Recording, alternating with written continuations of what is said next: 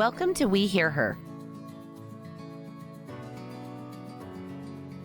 I am Erin Trenbeth Murray. And I am Jennifer Bean. We're here today with another amazing woman who's sharing her story and insights to lessons learned. Hi, everyone. I'm here today with Jennie Tanner of Tanner Glass and Hardware. And she does amazing things in our community with her business. She uplifts women in all kinds of different ways. But honestly, I want to be Jennie Tanner's friend. You are so fun. You are a light when you walk into the room. And I would love to know, how did you land in the seat beside me today? Tell me about who you are, where you come from. Well, where do you want to start? That's a long. That's a big question. You and I would be ask. like, that's a big timeline you're that talking takes about. wine. Oh, too bad. We don't have it right here. For me, that takes wine.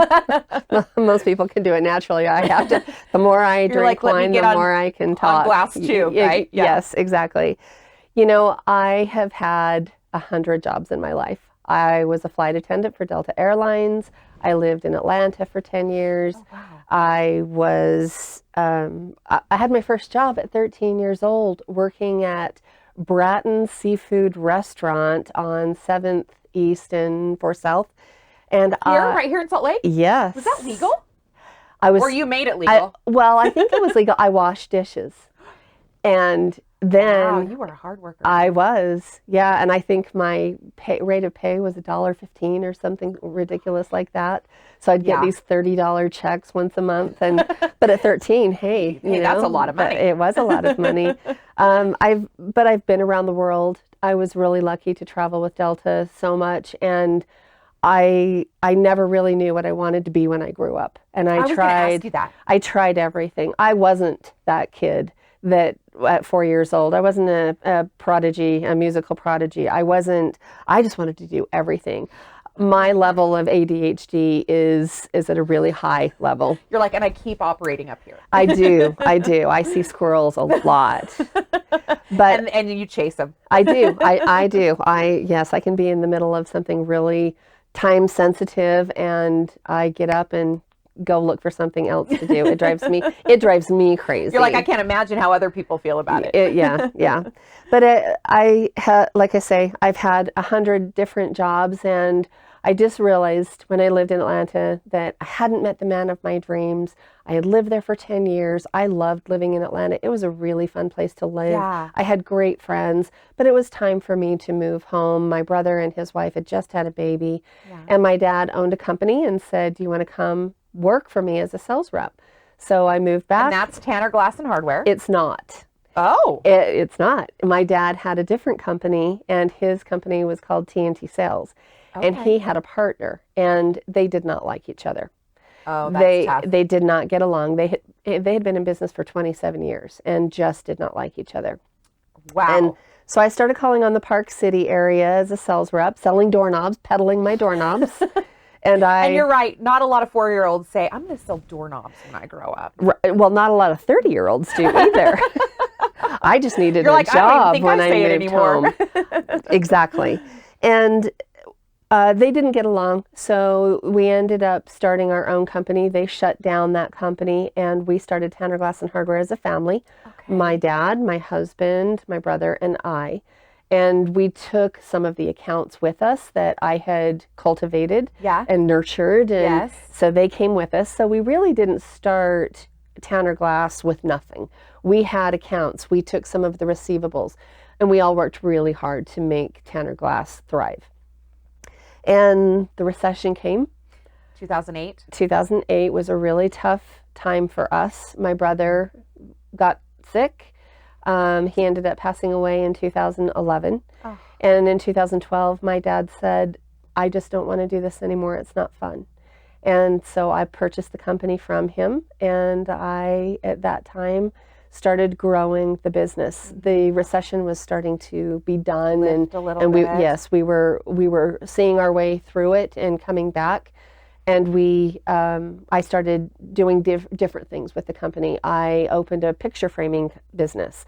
A lot of my builders wanted to have framed mirrors. And I was purchasing the already built frames. Yeah. But my ADHD got a hold of me and said, I'm the type of person, when I want to do something, I just do it right then and there. I just do it. I don't want to wait for the bureaucracy and the stamped paper of approved or denied. I just do it. Yeah, I love that. And I didn't like waiting to have someone else make these frames, and I didn't like being beholden to someone else. And I said, well, let's just start a business of our own. Yeah. And clearly that'll be the quicker way to go. And it was, and it's more profitable. We have a lot of artists and photographers that bring their artwork into us along. Do you do that at your location? We do. In Midvale? Okay.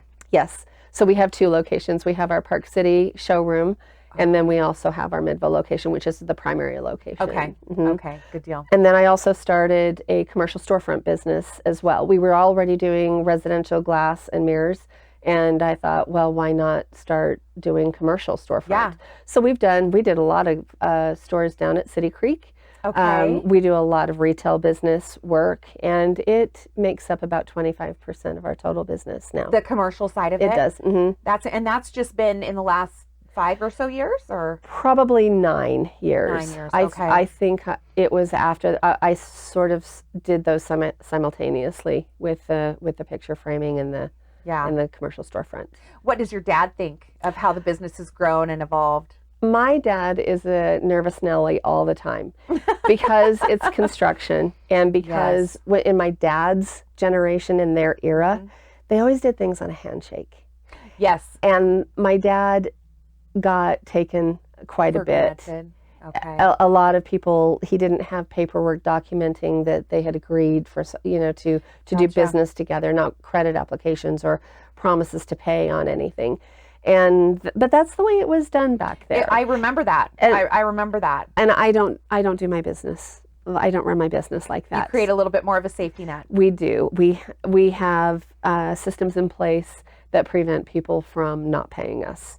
Very good. Very good. I like the way you twist that. So he's very grateful for the fact that his name out there is getting more well known all of the time. He is very proud when he drives down the freeway and he sees a Tanner Glass and Hardware glass truck. His heart just swells. Oh, I can't even imagine, because I live really close to your Midvale location. I pass it twice a day on my way to work and my way home. And every time I'm like, I know her. I know Jennie Tanner.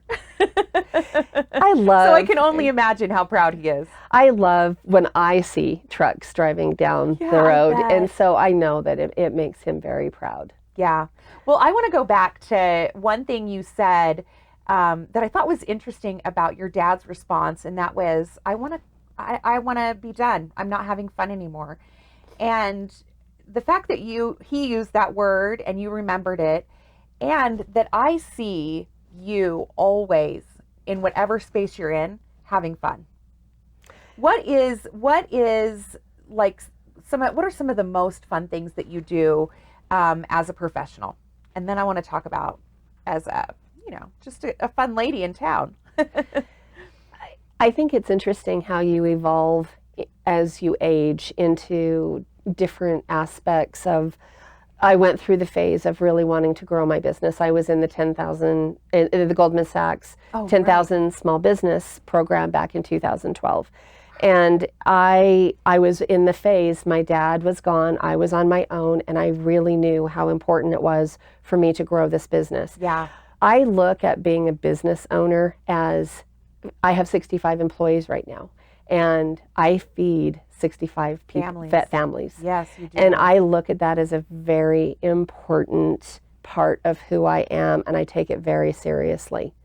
Owning a small business is not what it's cracked up to be. Yeah. There are times at 11 o'clock on a Friday night that I'm sitting at my computer working, and I'm not sure that I know that every small business owner has to do that at some point. Exactly. But as my business has grown, and as I have put managers in place and felt comfortable and taken baby steps to leave town for a while and see how they do without me, and the confidence has grown in me that I can actually step away. So in this part of my life, the fun that I have in my professional life is honestly giving back. That's where I am right now. My business takes care of itself. I manage it very little. I come in. Because you put a lot of things in place to help it run like that. Yeah. Yes, we have definite processes that are followed. Yeah. But right now, I'm having probably the most fun in my professional life that I ever had. I worked on an incredible project last year that literally changed my life. I want to ask you about that because I first met you at the house that she built. And I'm a daughter of a building contractor. And I walked through that house and I was immediately impressed with how it looked and how well it was done. But not more impressed than I was with the passion in which you described it. And you took us through the house explaining how hard it was to get this drywaller, how hard it was, to stay true to the mission that everyone who put their hands and their expertise on this house was a woman. Yes, that is true. And I was so impressed by the pride that you took in making this possible for women. So tell me about how it changed your life. I could only imagine. Well, the first part that changed my life was going to these meetings and meeting all of these new women that worked in the construction industry alongside of me, but that I never knew before. When I was working for my dad's previous company and being a sales rep in Park City, when I would go and walk through a house to field measure showers and mirrors and count all the door hardware, I never saw women on the job site. And men always made the assumption, oh, she must be the designer, or maybe that's the homeowner. That's such a good point. And such a male-dominated industry. Nobody ever thought that I was a trade working in the field. So meeting these women and actually getting to know them and becoming friends with them and having so much in common with the things that we had experienced in working in the industry made a connection with us that was really strong, and it was a bond. And one of the ladies that's in our group, she said, and it rings so true for me, I found my tribe. Yes. And I recently just found my tribe. Did you? And isn't it a crazy feeling? It is. And yet it feels so safe and secure. And it feels like such an opportunity to be who you are authentically. So this tribe of yours and they were the ones who worked on this house?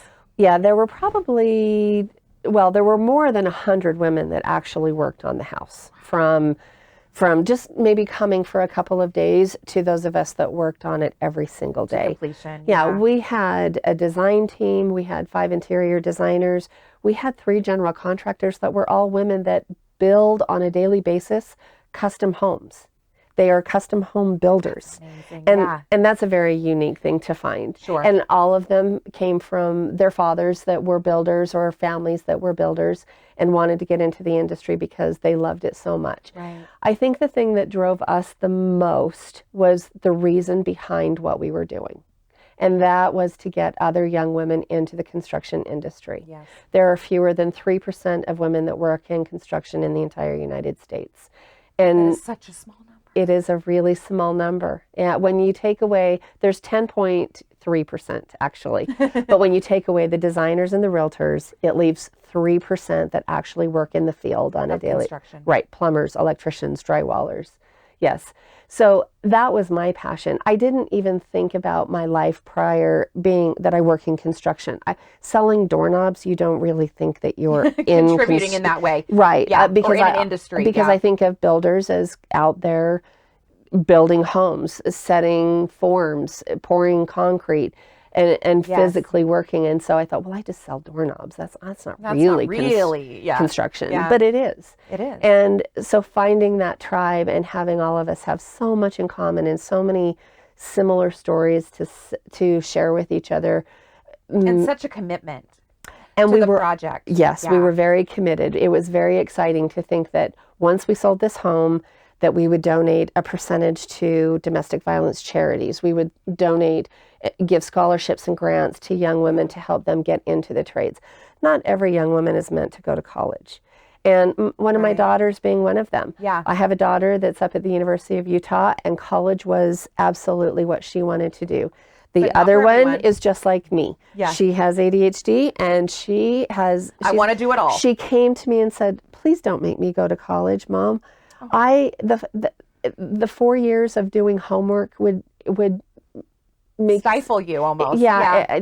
She just is not a great student because she darts all over the place, and she's incredibly creative and very, very smart, but she's not a homework kid. Yeah. And I thought, well, what a hypocrite I would be to force her to go to college. So now I have all this college money that I get to spend.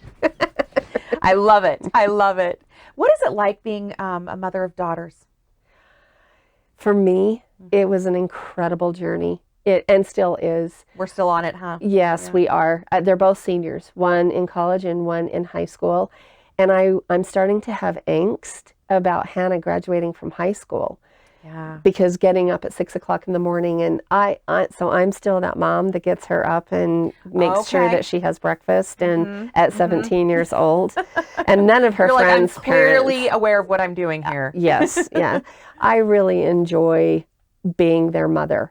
Haley has moved away, and she comes home for Sunday dinner, and we snuggle on the couch, and she has a little dog that is grandma's girl, and she jumps up on my lap, and I am still very close to my daughters. I was really lucky and that we had a very close connection from birth on. And I feel so lucky that I have children that love me and that want to still hang around with me. Isn't that the truth? We travel together. One of the things I'll never forget, my parents growing up, and it's something that you don't know is really true until you're a grown up and go, oh wow, that really was true. You're like, wow. My parents always said that traveling together as a family, going on vacations, it permeates your brain, and you absolutely remember those trips, and you have a connection with your family. And they always felt like traveling was an education for us, learning what how other people in other cultures feel. Different. So my family, my mom and dad were great, and we had a very small family. It was just me and my brother. And I know that a lot of families that have a lot of kids and larger families, they can't do that. But we were fortunate enough to, even when times were tough in the Carter years, in the Jimmy Carter years for my dad, when interest rates were 18%. He still made sure that we took a vacation. And so I've done that with our family. And sometimes families don't travel well together. Yeah. But our family travels really well together. And we've been all over the world. And I've wanted my children to experience what other cultures live like, and that we're very, very lucky to live the life that we live. Yeah. I love that commitment to experiencing things together. Those are the things that register, like you said, in your mind, but also stay in your heart and keep it full. Yeah. I remember vacations from when I was little. I feel the same way. Yeah. I really want for my girls to feel that same way and remember, remember when we did this with mom and dad, and remember when mom did this stupid thing. That's what I want for them to remember when they're raising their children. Right. I think that's so admirable. I'm trying to do the same thing too. I think about, I'm curious, what you've brought up your father several times in this conversation. How are you alike, and how are you different from your dad? I don't have a mustache. And that's the only difference. Pretty much. You're a little prettier than he is. I'll have to tell you, my mom passed away a couple of years ago, but I will walk by a mirror and I glance and I look at myself and I see my mom. Oh. But my personality is so much more like my father. Yes. The drive, I have always had a very strong work ethic. That my father taught my brother and I, you work for your living. You don't sit on your laurels and wait for someone to give you something. Yeah. And we have always been that way. And I feel like, maybe not today, but a year ago, I worked harder than any employee I had.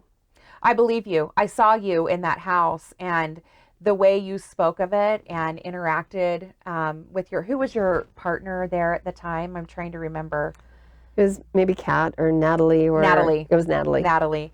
And I don't know if you get told this, Jennie, but you could feel that your hands were on every part of that project. And you just would lose yourself in describing it. You knew the drywaller, you also, and the wall with everyone's signatures in the mechanical room. Yes. And you knew where the pillow came from. You knew who did the drywall. You knew who put the decor on the mantle. Yeah, I did. You committed your full self to that project, and it was so evident. But I'll tell you, I was really lucky that I had that opportunity to do that.